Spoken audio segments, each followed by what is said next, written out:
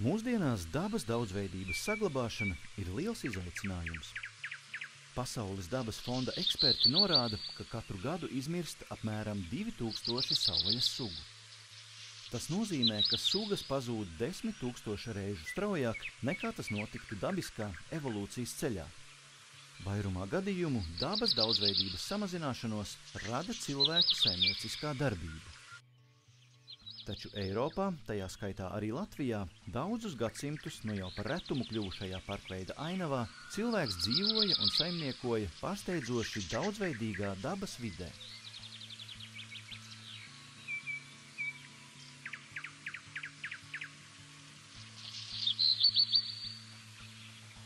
Parkveida ainavas ir vairākus gadu tūkstošus pastāvējuši kopā ar cilvēku. Savā ziņā cilvēki ar saviem mailopu ganāmpulkiem iespējams pārņēma to, kas bija pirmatnīgajos laikos. Un tad tā sistēma pastāvēja vairāk gadu tūkstošu garumā, līdz pēdējā simtgadē viņi sāk strauji izzust. Viņa ir interesanta ar to, ka tā ir ainava, kurā cilvēks var iegūt visas augļus, kas dzīvē nepieciešami. Tur ir gan koks, gan dažādi augļu koki. Tajās senajās ainavās tur bija arī nelielas aranžemītes, tur ganījās lopi. Tātad ļoti nelielā platībā spēja izdzīvot cilvēks kopā ar ārkārtīgi lielu biodaudzveidību.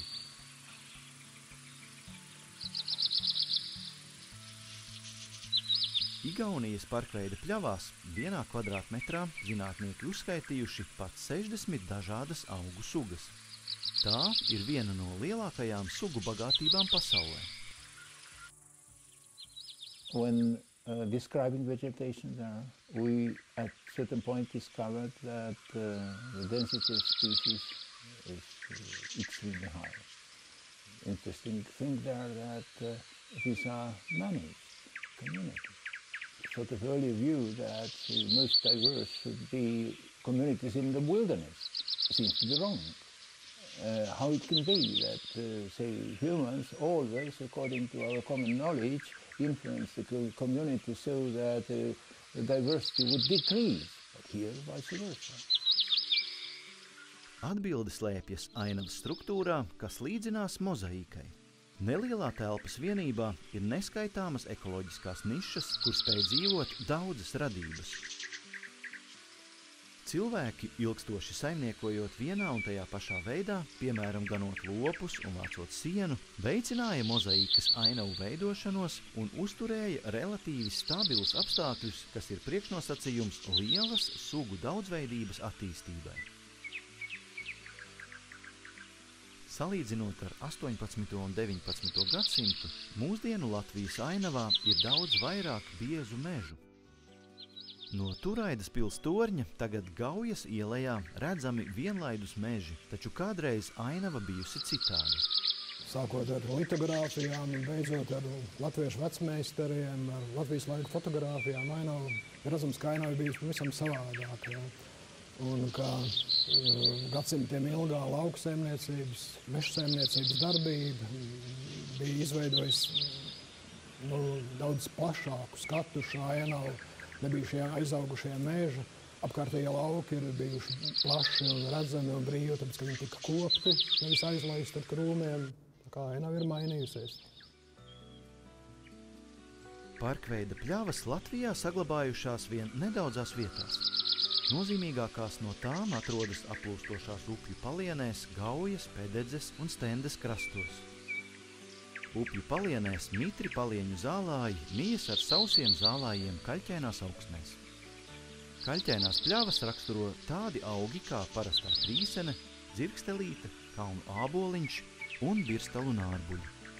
Te aug ļoti reti sastopama orhideja, vīru dzegušpuķa. Parkveida pļavās un ganībās izklaidus koki vai koku un krūmu grupu mozaīkas mijas ar klajiem zālājiem. Šādi saulaini un skraji apstākļi ir piemērota dzīves vieta daudzām retām un apdraudētām sugām.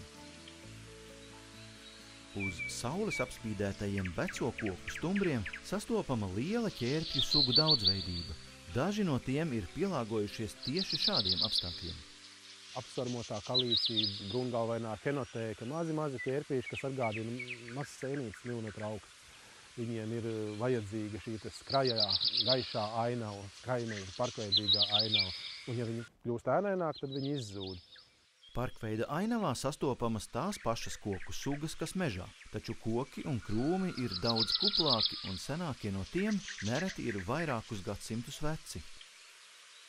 Šeit augošie ozoli ir tipiska dzīves vieta arī košajai zeltporei, ļoti reti sastopamai un krāšņai koksnes sēnei, kas aug tikai uz 2 līdz 3 gadsimtus veciem kokiem.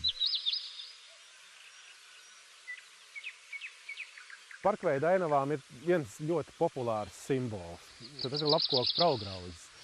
Kad stāstām par parkveida ainavām, tad diezgan bieži cilvēki saka, ko jūs visu laiku par to vienu vabolu runājat. Bet tas nav stāsts par vienu vabolu.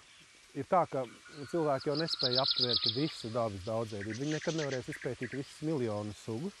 Tāpēc zinātnieki meklē tādas īpašās sugas, kuras izprazdami, kurām palīdzot, mēs palīdzam arī daudzām citām. Viņām ir pat savs īpašs nosaukums, tās sauc par lietussarga sugām. Lietussarga suga kalpo kā simbols dabas daudzveidībai noteiktā vidē. Vecos lapu koku dobumos, kādos mīt lapkoku praulgrauži, ir piemēroti dzīves apstākļi vēl aptuveni 500 dažādām vaboļu un citu bezmugurkalnieku sugām. Aizsargājot lapkoku praulgrauzi, mēs gluži kā zem lietussarga pasargājam arī pārējās sugas. Lapkoku praulgrauzs ir pasaulē, tā var teikt, visaizsargātāka kukaiņu suga, jo to skār vislielāks skaits gan starptautisku likumdošanas aktu, gan arī katras valsts teritorija, kur suga ir sastopama, viņa arī lokāli aizsargājama.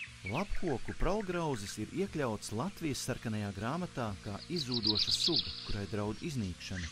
Tā izdzīvošana ir ļoti atkarīga no vides apstākļiem, jo praulgrauža dzīvesveids ir lēns un konservatīvs. Vabole 3 līdz 4 gadus kā kāpurs attīstās koka dobumā. Pēc izkūņošanās tikai 15% vaboļu saņemas un pamet dobumu, un arī tās parasti neaizceļo tālāk par 200 metriem.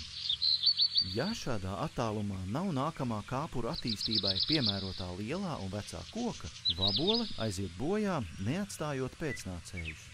Tādēļ lapkoku praulgrauža izdzīvošanai ir svarīgi, lai to dzīvesvietas tuvumā būtu lieli veci koki ar praulu pilniem dobumiem. Pašlaik zinām atraidņu skaits šai sugai Latvijā 120, kas Eiropas mērogā sastāv aptuveni 10% no visas zināmas populācijas.